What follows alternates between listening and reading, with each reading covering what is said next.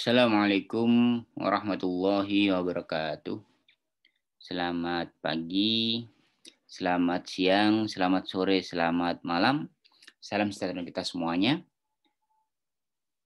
Berjumpa lagi di channel Belajar di Perpustakaan. Pada kesempatan kali ini, pada video kali ini kita akan belajar bersama tentang penyelenggaraan dan pengelolaan museum. Di mana di salah satu buku ya yang ditulis oleh Sutarga, di situ disebutkan bahwa antara penyelenggara dengan pengelola itu dibedakan. Ketika berbicara penyelenggaraan, maka lebih banyak berbicara di bidang pada tataran kebijakan, sedangkan ketika berbicara pengelolaan itu akan banyak berbicara terkait teknisnya. Ya, meskipun di video kali ini tidak secara keseluruhan dibahas teknis pengelolaan museumnya, karena nanti akan ada video-video selanjutnya yang akan mengkaji, yang akan memaparkan terkait misalnya bagaimana pengadaannya, bagaimana pamerannya, dan lain sebagainya. Teknis-teknis yang menjurus ke berbagai kegiatan yang ada itu nanti akan dibahas pada video berikutnya. Oke. Pertanyaan pertama adalah, apa itu penyelenggara? Apa itu penyelenggara museum? Penyelenggara museum merupakan lembaga atau institusi atau yayasan yang mendirikan atau membina atau membawahi atau menaungi museum. Ya. Dalam hal ini, di sini terlihat bahwa posisi penyelenggara itu berada di atas pengelola museum. Ya, berada di atas pengelola museum. Dan yang pasti penyelenggara museum itu dia akan berbentuk lembaga berbadan hukum, ya. Baik itu lembaga pemerintah ataupun lembaga swasta ataupun yayasan swasta itu boleh mendirikan museum. Kemudian dalam Peraturan Menteri Kebudayaan dan Pariwisata tahun 2009 di situ disebutkan bahwa penyelenggara museum adalah lembaga berbadan hukum, penyusun kebijakan pengelolaan museum. Nah, di sini jelas bahwa tugas utama dari penyelenggara museum adalah menyusun kebijakan-kebijakan terkait pengelolaan museum. Ya. Tentang misalnya siapa kepalanya, siapa pengurusnya, SDM-nya siapa, SDM-nya itu siapa saja, itu yang menentukan adalah penyelenggara museum ya, nantinya. Lalu siapa saja yang berhak untuk yang bisa menjadi penyelenggara atau yang bisa mendirikan sebuah museum? Ya. Itu yang pertama, bisa berasal dari pemerintah. Penyelenggara bisa berasal dari pemerintah baik pusat maupun daerah. Baik pusat maupun daerah. Kemudian bisa juga berasal dari pribadi atau perorangan. Misalnya saya selaku pribadi ingin mendirikan museum, boleh, tapi nanti ada syaratnya. Kemudian yang ketiga, masyarakat hukum adat. Yaitu masyarakat yang biasanya dia berada di suatu wilayah tertentu dan memiliki keterikatan terhadap adat istiadat yang mereka jalani. Misalnya masyarakat adat Minang, masyarakat adat Baduy misalnya. Nah, kalau sekarang di Indonesia itu ada namanya AMAN, Aliansi Masyarakat Adat Nasional. Jadi misalnya di berbagai wilayah itu biasanya ada ada perwakilannya. Misalnya AMAN untuk adat Minangkabau, AMAN untuk Baduy, untuk Mentawai dan lain sebagainya. Ya. Nah, bagi pribadi atau perorangan dan masyarakat hukum adat yang ingin mendirikan museum, ya, mereka terlebih dahulu harus memiliki yayasan yang berbadan hukum. Ya. Jadi mereka harus mendirikan yayasan terlebih dahulu, harus ada yang menaunginya.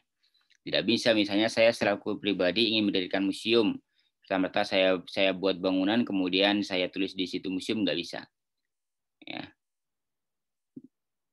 Kenapa? Karena nantinya harus terdaftar nantinya museum tersebut. Karenanya harus ada yayasan yang menaunginya. Harus ada yayasan yang menaungi yayasan yang berbadan hukum yang menjadi menjadi wadah penyelenggara tersebut. Bagaimana cara proses atau pendirian museumnya? Ya. Jika dia berasal dari pemerintah, ya, instansi pemerintah boleh mengajukan permohonan ya, kepada kepala daerah. Jika misalnya instansinya itu merupakan instansi pemerintah daerah di tingkat provinsi, maka permohonannya ditujukan kepada kepala daerah provinsi. Jika kemudian instansi pemerintahnya tersebut berada di wilayah kabupaten kota atau merupakan instansi pemerintah daerah kabupaten kota, maka pengajuan permohonannya ditujukan kepada kepala daerah kabupaten kota, ya, kabupaten kota. Nah, jika dia berasal dari yayasan, ya, perorangan atau masyarakat hukum adat tadi yang ingin mendirikan museum, ya, maka mereka mengajukan permohonan kepada kepala daerah di mana lokasi museum tersebut berada. Misalnya dia di Jember, misalnya ada di Jember, maka mengajukannya ke kepala daerah Kabupaten Jember. Kemudian tembusannya kepada kepala daerah provinsi. Dalam hal ini ada Provinsi Jawa Timur kalau wilayahnya ada di Jember. Ya. Nah, kemudian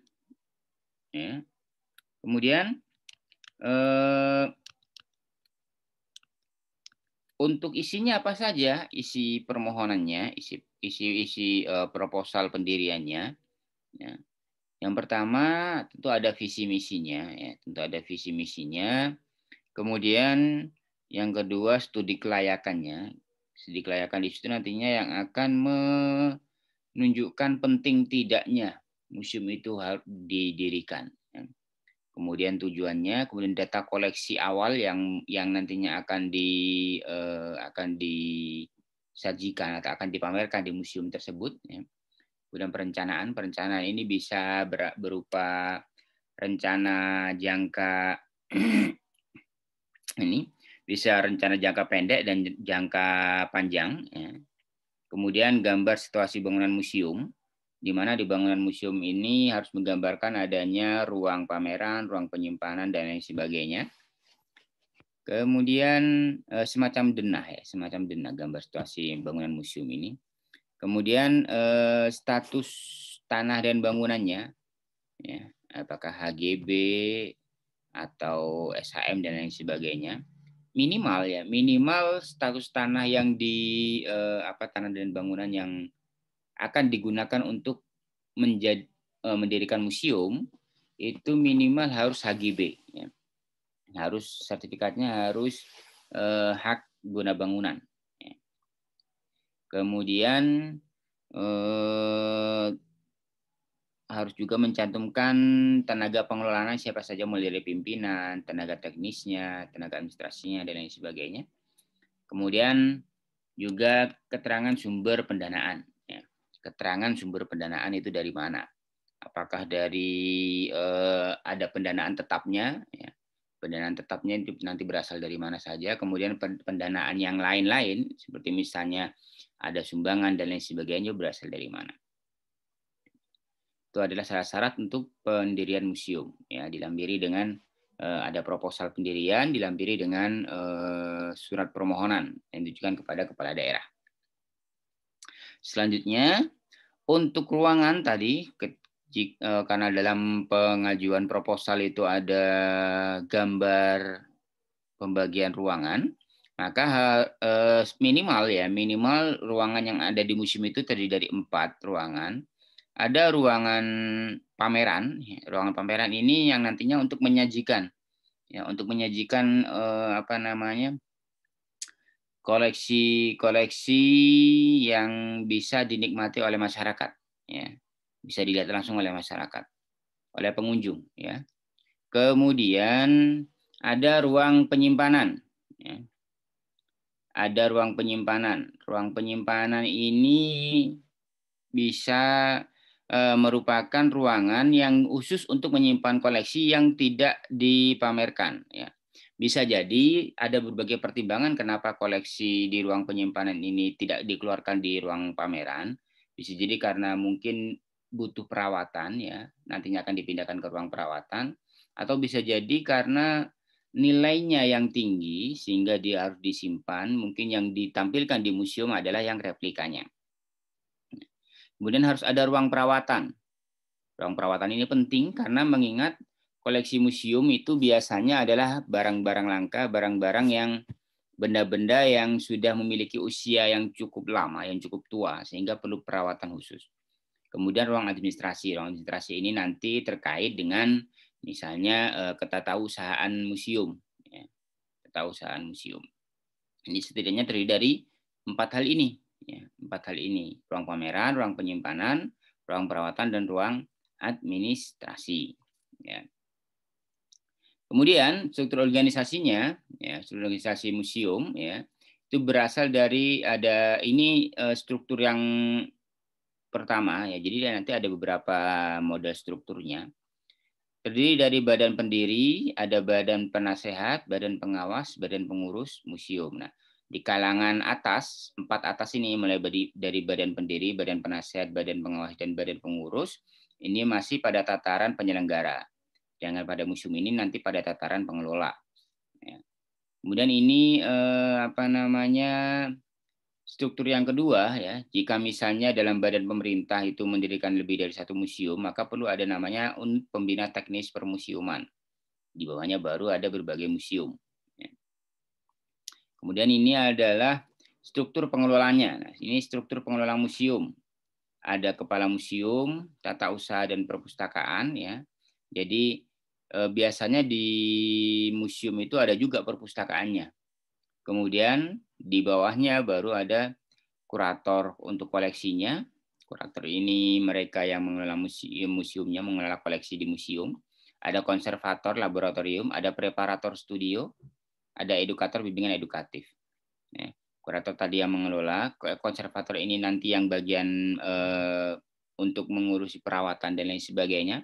Preparator studio ini nanti dia yang berurusan untuk mempersiapkan ruang pamerannya nanti. Kemudian edukator bimbingan edukatif ini jika ada satu SDM khusus yang menangani misalnya ada kunjungan khusus dari lembaga-lembaga pendidikan, jadi mereka yang bisa menerangkan dan lain sebagainya. Untuk bimbingan edukatif, touring museum dan lain sebagainya. Nah, baru kemudian kita menginjak ke pengelola museum. Apa itu pengelola? Pengelola museum adalah unit pelaksana kegiatan di museum. Jadi mereka yang melaksanakan seluruh kegiatan, baik itu kegiatan administrasi maupun kegiatan teknis yang ada di museum, mereka adalah pengelola museum. Mereka adalah pengelola museum. Kalau dalam Peraturan Menteri Kebudayaan disebutkan bahwa pengelola museum merupakan unit pelaksana kegiatan teknis sehari-hari yang ada di museum. Mulai dari kegiatan pamerannya, kegiatan perawatannya, kegiatan administrasi surat menyuratnya, dan lain sebagainya. Itu disebut dengan pengelola museum. Nah, oleh karena itu, proses pengelolaan museum itu mereka ini yang menangani. Mereka ini yang menangani. Terdiri dari apa saja? Mereka bisa terdiri, SDM-nya, SDM pengelola museum itu setidaknya terdiri dari 3 jenis, yaitu yang pertama kepala museum. Kepala museum ini nanti yang akan membawahi, yang akan menentukan bagaimana berjalannya suatu museum. Kemudian bagian administrasi. Bagian administrasi ini nanti surat menyurat, kemudian ketatausahaan ada di sini. Kemudian yang terakhir bagian teknisnya. Bagian teknis ini tadi yang ada kuratornya, ada bagian pameran, dan lain sebagainya. Setidaknya terdiri dari tiga ini. Bisa jadi bagian teknis ini bisa jadi kalau museumnya skalanya kecil, bisa jadi mereka dikelola oleh 1 orang saja. Bahkan ada beberapa museum yang antara administrasi dengan teknis ini dikelola oleh 1 orang. Tapi jika museumnya skalanya lebih besar, maka dia akan bagian teknis ini tentu perlu beberapa bagian lagi. Tadi seperti ada kuratornya, ada bimbingan edukatif, ada bagian preparatornya, preparator studionya, ada bagian preservasinya, konservasinya, dan lain sebagainya. Bahkan misalnya bagian konservasi akan dibagi lagi. Konservasi apa, konservasi naskah, konservasi benda, patung, dan lain sebagainya. Nah, untuk kegiatan pertama yang biasa dilakukan di museum itu adalah registrasi koleksi. Jadi seluruh koleksi yang ada di museum itu harus terdata. Istilahnya ini diinventaris. Ini diinventaris. Ini kira-kira contoh dari apa bentuk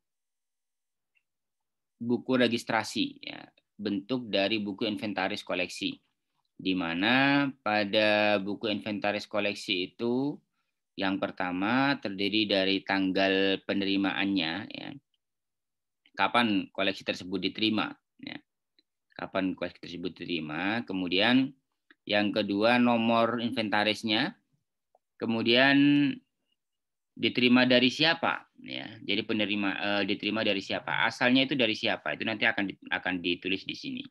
Kemudian nama bendanya apa, nama koleksinya apa, nama koleksi museum tersebut apa. Kemudian keterangan lain yang berkaitan seperti ukurannya. Ukuran ini bisa panjang kali lebarnya atau volumenya atau mungkin bisa juga beratnya, ya. Kemudian motif jika ada motif di dalamnya, ya. Kemudian asalnya. Jadi keterangan asal kenapa kalau ini kan hanya penerima saja, ya, diterima dari siapa. Tapi kemudian asalnya itu misalnya asal muasal benda tersebut seperti apa. Kemudian keadaan ketika datang ke museum itu seperti apa, kemudian dijadikan koleksi apa, misalnya di museum itu ada apa namanya, ada beberapa bagian, misalnya koleksi lukisan, koleksi peralatan rumah tangga dan lain sebagainya. Jika dibagi seperti itu, maka perlu ada keterangan dijadikan koleksi apa. Kemudian dikirim kepada ini, misalnya dia jika koleksi museum tersebut adalah koleksi aslinya, kemudian dibuat replika, nah aslinya ini dikirimkan kepada siapa. Ada keterangan seperti itu. Ataupun keterangan-keterangan lain yang mungkin diperlukan, ya, yang mungkin diperlukan untuk menambah informasi terkait koleksi yang bersangkutan. Apa fungsi dari registrasi koleksi ini? Registrasi koleksi ini berfungsi untuk melihat, mencatat keluar masuknya benda-benda koleksi, ya, baik itu yang calon koleksinya maupun yang sudah menjadi koleksi museum. Kemudian juga bisa dijadikan sebagai registrasi koleksi ini untuk mencatat ini semua benda yang sudah dimiliki, ya, yang sudah dimiliki oleh museum yang bersangkutan. Sehingga nanti ketika misalnya akan mengadakan koleksi, kita bisa melihat jangan-jangan koleksi yang akan kita adakan ini sudah ada di museum. Jika misalnya sudah ada, dilihat lagi nanti yang ada ini apakah replika atau apakah yang asli. Kalau misalnya yang replika ternyata yang akan diadakan ini yang asli, boleh silakan. Tapi kalau misalnya sudah ada yang asli, kenapa yang harus ada yang replika? Kira-kira seperti itu. Kemudian juga sebagai pengawasannya, sebagai bentuk pengawasan terhadap koleksinya, ya. Pengawasan dalam hal bagaimana untuk melihat nantinya apakah misalnya ketika di inventaris ada benda A, ada koleksi A, ternyata ketika di tempat pameran atau mungkin di ruang penyimpanan tidak ada koleksi tersebut. Nah, ini perlu dipertanyakan kemana larinya. Jangan sampai kemudian karena proses pencatatan, proses registrasi koleksinya kurang baik, terjadi kehilangan-kehilangan. Ini tentu akan sangat merugikan. Beberapa museum seringkali terjadi kehilangan-kehilangan yang akhirnya banyak sekali benda-benda berharganya yang tidak lagi ada di museum tersebut. Jadi kehilangan koleksi itu kan tidak hanya karena minimnya pengamanan, tapi juga proses pengawasan koleksinya juga perlu diperhatikan. Kemudian selanjutnya dalam proses pengamanan museum. Nah, ini ketika berbicara pengamanan museum, ini karena koleksi museum itu merupakan koleksi yang sangat berharga, yang mungkin tidak bisa ditemukan di tempat lain, ya, maka sistem pengamanannya harus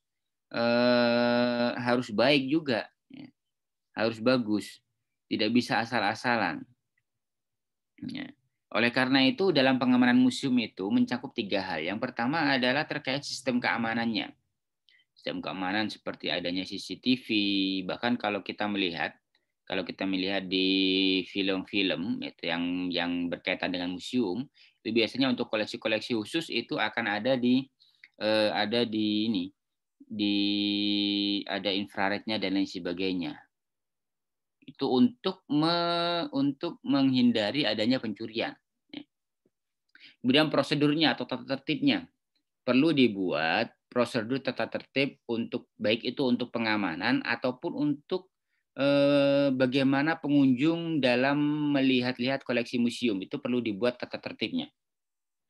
Misalnya jika kita main-main ke Paris, ke Prancis ya, kemudian ingin melihat koleksi lukisan yang cukup terkenal ya, lukisan yang sangat terkenal yaitu lukisan Mona Lisa di Museum Louvre kalau saya tidak salah mengucapkan ya. Di situ ketika kita berada di sana kita tidak bisa langsung mendekat ke lukisan Mona Lisa.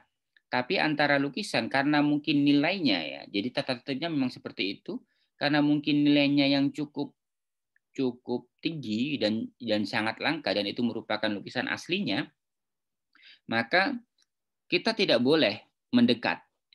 Ada jarak, ada batas pengaman, ya, ada batas pengaman semacam rantai seperti itu, sekian meter yang sehingga ketika misalnya pengunjung ingin melihat, dia tidak bisa melihat secara detail, dia hanya bisa melihat dari kejauhan. Kenapa dilakukan demikian? Karena nilainya yang cukup tinggi dan tidak ada yang lain. Maka perlu adanya prosedur tertentu atau mungkin tata tertib tertentu untuk menjaga agar koleksi-koleksi yang berharga ini bisa tetap terjaga. Nah, dan tentunya selain prosedur, selain sistem keamanan, tentu perlu adanya petugas keamanan. Ya, petugas keamanan. Kalau kita pernah lihat film dan Night at the Museum kalau tidak salah, itu petugas keamanannya cukup banyak. Ya. Petugas keamanannya cukup banyak dan biasanya petugas keamanan ini dia ada yang petugas malam hari dan lain sebagainya, shift-shiftan dia biasanya. Ini perlu diperhatikan ya, hal-hal seperti ini perlu diperhatikan. Nah, yang terakhir terkait pengelolaan museum itu biasanya dalam suatu museum itu ada perpustakaannya. Ya. Perpustakaan museum ini berbeda dengan perpustakaan pada umumnya karena perpustakaan museum merupakan perpustakaan khusus. Ya.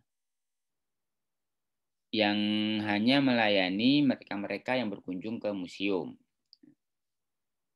Karena sifat kekhususannya, maka koleksi-koleksi yang ada di perpustakaan museum itu umumnya berkaitan dengan koleksi yang ada di museum itu. Biasanya buku-buku yang menjadi koleksi perpustakaan museum itu adalah buku-buku yang membahas tentang koleksi-koleksi yang ada di museum sendiri, yang dipamerkan di museum dan lain sebagainya. Nah, ini penting untuk mendirikan perpustakaan museum, ya. Kenapa? Karena terkadang kalau pengunjung hanya melihat di ruang pameran saja, kan informasinya hanya sekilas, ya. Informasinya hanya sekilas.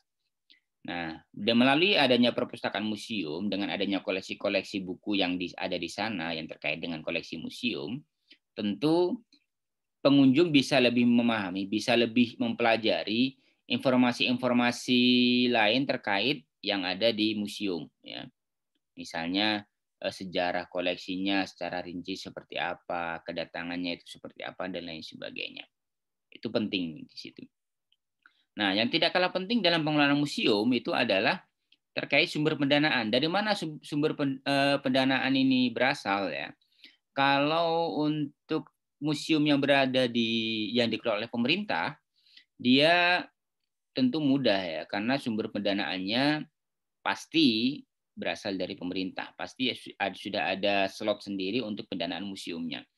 Tapi jika dikelola oleh lembaga swasta, maka perlu ada sumber-sumber lain ya.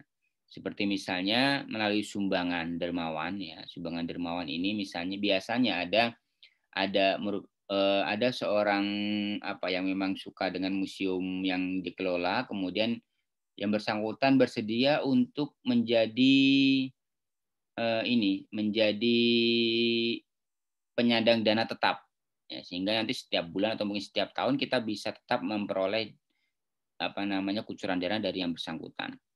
Kemudian bisa juga berasal dari iuran anggota peminat atau komunitas. Jadi di museum itu boleh mendirikan komunitas pencinta museum misalnya, di mana yang nantinya mereka bisa mengadakan kegiatan-kegiatan, ada iurannya dan lain sebagainya, itu bisa masuk sebagian ke museumnya. Kemudian tentu dari bantuan pemerintah, bisa juga berasal dari tiket masuk ya. Tiket masuk. Beberapa museum juga membuat souvenir. Souvenir bukan berarti hanya gantungan kunci, bukan berarti hanya lukisan dan lain sebagainya. Bisa juga misalnya berbentuk buku, misalnya menerbitkan suatu terbitan yang menerangkan tentang kondisi museum dan lain sebagainya. Di beberapa museum di luar negeri, souvenir ini merupakan menyumbang dana yang cukup besar untuk pengelolaan museum. Dan yang terakhir bisa berasal dari fundraising. Ya. Fundraising ini merupakan kegiatan amal ya, kegiatan amal mungkin untuk pameran dan lain sebagainya, tapi nanti dananya untuk masuk ke pengelolaan museum. Selain ini bisa juga berasal dari misalnya ada unit-unit usaha lain yang berasal dari luar tiket masuk, misalnya di luar hal ini, misalnya seperti dari adanya kantin di museum, ya, adanya kantin, kemudian ada juga mungkin penyewaan gedung dan lain sebagainya, itu boleh selama tidak melanggar hukum. Ya. Demikian keterangan tentang pemaparan tentang penyelenggaraan dan pengelolaan museum. Lebih rinci terkait pengelolaan museum nanti akan dibahas pada video-video berikutnya. Demikian, terima kasih. Semoga bermanfaat. Selamat pagi, selamat siang, selamat sore, selamat malam. Kurang lebihnya mohon maaf. Wassalamualaikum warahmatullahi wabarakatuh.